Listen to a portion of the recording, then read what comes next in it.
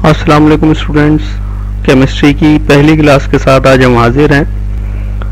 Chemistry की definition आज की क्लास में हमें डिस्कस करनी है। केमिस्ट्री की डेफिनेशन क्या है? तो केमिस्ट्री की डेफिनेशन समझने से पहले हमें उस चंद चीज़ें पढ़ना होंगी, चंद चीज़ें समझना होंगी।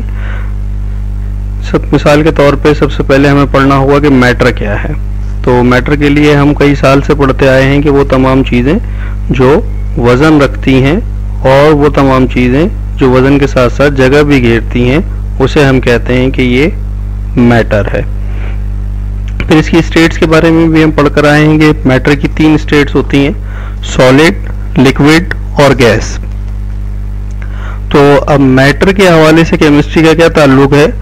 Chemistry is the complete study of matter. Matter का मुकम्मल मुताला केमिस्ट्री कहलाता है। अब केमिस्ट्री में मैटर की तमाम स्टडी हमें करनी है। तमाम स्टडी का मतलब क्या है? तमाम स्टडी का मतलब है कि मैटर की कंपोजिशन क्या होती है, मैटर की प्रॉपर्टीज क्या होती हैं, मैटर में चेंजिंग कितनी किस्म से आती है और मैटर के अंदर कौन से लॉज और प्रिंसिपल्स होते हैं जो इन चेंजेस पर अमल कर रहे होते हैं। तो केमिस्ट्री में हमें मैटर की कंप्लीट स्टडी करनी है। तो मैटर की कंप्लीट स्टडी में सबसे पहला स्टेप आता है कंपोजिशन का। तो कंपोजिशन किसे कहा जाता है? कंपोजिशन का मतलब होता है अज्जा तरकीबी, यानी कोई भी चीज कितने अज्जा से मिलकर बनी है, कौन कौन सी चीजों से मिलकर बनी है, वो कहलाती है इसकी कंपोजिशन। मिसाल के तौर पर हम पानी की बात करते हैं तो पानी का फार्मूला तमाम स्टूडेंट्स को पता है। पानी का फार्मूला H2O होता है। तो अब इसकी हम कंपोजिशन देखें तो इसके अंदर क्या मिलता है? H का मतलब क्या होता है? H का मतलब होता है हाइड्रोजन, और O का मतलब क्या होता है? O का मतलब होता है ऑक्सीजन। तो इसका मतलब है कि वाटर की कंपोजिशन क्या है? वाटर की कंपोजिशन है हाइड्रोजन और ऑक्सीजन।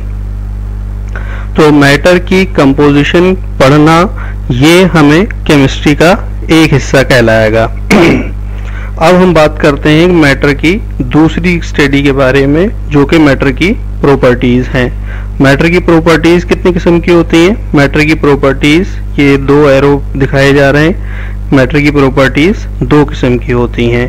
एक होती है मैटर की कौन सी प्रॉपर्टी? Physical property. और एक होती है कौन सी property? Chemical property.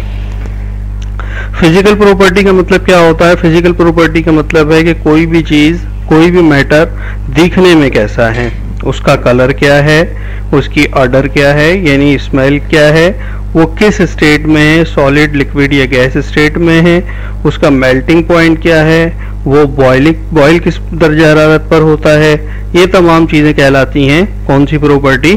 Physical property. अच्छा, अब बात करें अगर केमिकल प्रॉपर्टी की, तो केमिकल प्रॉपर्टी का मतलब क्या है? केमिकल प्रॉपर्टी का मतलब है कि कोई भी मैटर, कोई भी एलिमेंट, कोई भी एटम किसी दूसरे एटम के साथ रिएक्ट करके क्या चीज बनाएगा, यानी उससे मिलने के बाद क्या होगा। मिसाल के तौर पर अगर हम देखें कार्बन और ऑक्सीजन, जब ये दोनों चीजें आपस में मिलती हैं, कार्बन और ऑक्सीजन के मिलने से क्या बनता है? Carbon dioxide. यही हमने फार्मूला की सूरत में भी शो किया है। कार्बन यानी C, ऑक्सीजन मतलब O। कार्बन और ऑक्सीजन जब मिलते हैं तो क्या बनता है? Carbon dioxide. तो ये इनकी केमिकल प्रॉपर्टी है कि कार्बन और ऑक्सीजन आपस में मिलकर कार्बन डाइऑक्साइड बनाते हैं।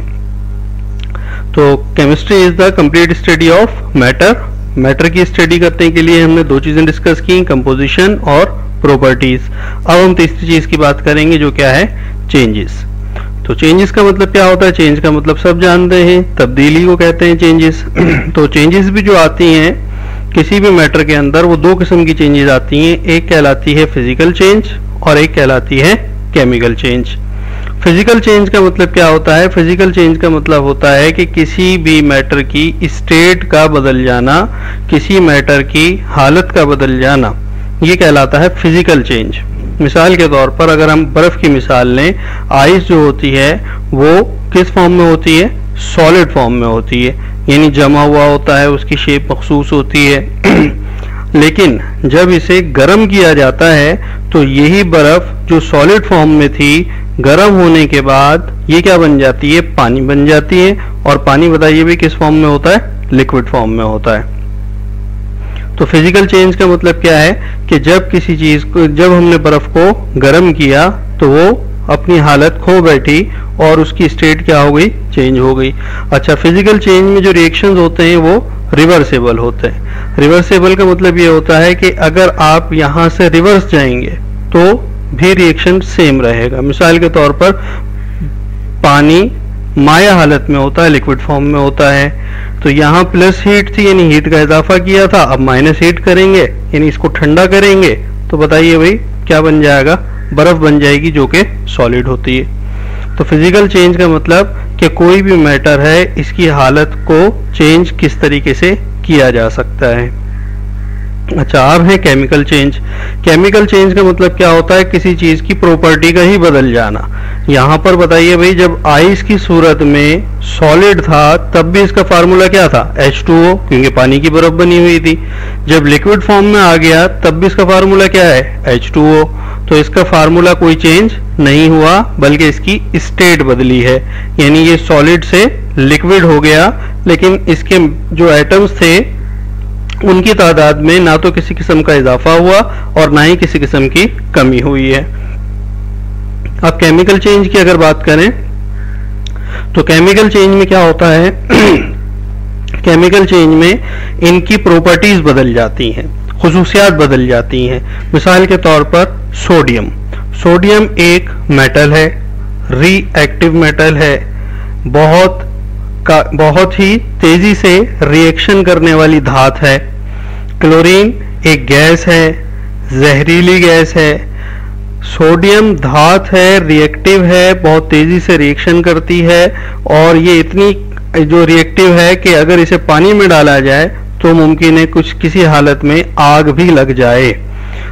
और क्लोरीन एक जहरीली गैस है, यानी इसमें किसी जानदार चीज का सांस लेना मुमकिन नहीं होता, बल्कि अगर कोई जानदार चीज क्लोरीन गैस में सांस लेगी तो वो मर जाएगी। तो देखें, सोडियम और क्लोरीन कितने ही रिएक्टिव चीजें हैं, कितनी खतरनाक चीजें हैं। बताइए, क्या कोई जानदार चीज सोडियम को खा सकती है? रिएक्टिव है, आग भी लगा सकता है, लिहाजा कोई चीज नहीं खाता। क्लोरीन जहरीली गैस है, क्या कोई इसमें सांस ले सकता है? क्या कोई इसे अपनी बॉडी में ले जा सकता है? नहीं ले जा सकता।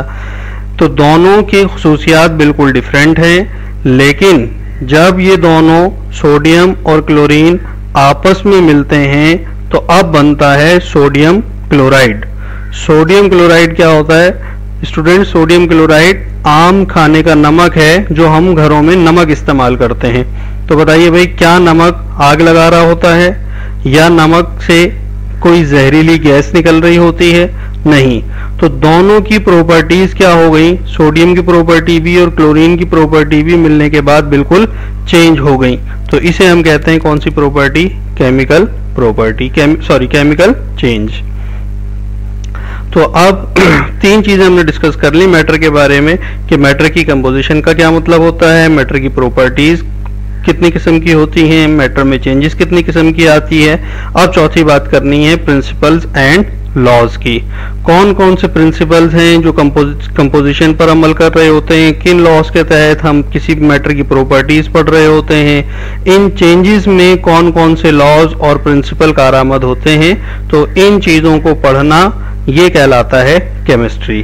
तो chemistry is the complete study of matter. Matter की कंप्लीट स्टडी केमिस्ट्री कहलाती है। कंप्लीट स्टडी ये चार हैं: कंपोजिशन, कोई मैटर कितनी चीजों से मिलकर बना, प्रॉपर्टीज, फिजिकल और chemical property, physical change, chemical change, और वो लॉज जिन पे ये चेंजेस डिपेंड कर रही होती हैं।